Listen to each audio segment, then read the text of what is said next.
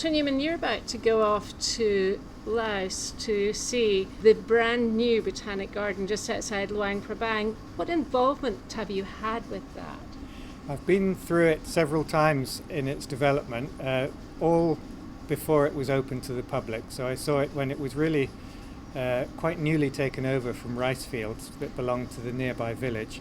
And I've had quite a lot of contact with the director, Rick Godella, over the years. So I hope to go there on my way up north through Laos. I'll be there 2 or 3 weeks in Laos and passing up to Siêng Quang, north of where the garden is.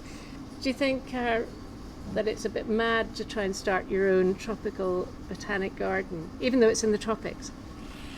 It's certainly a lot of work because there are quite complicated bureaucratic questions to be answered, and in this case Rick's is the first botanic garden in Laos.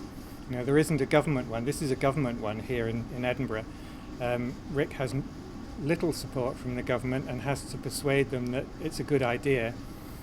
So yes, it's a real adventure and a challenge that he's taken on, and what I've seen so far is worked pretty well. Of course, he's got to then rely on help from people like yourself, and you've been out there before.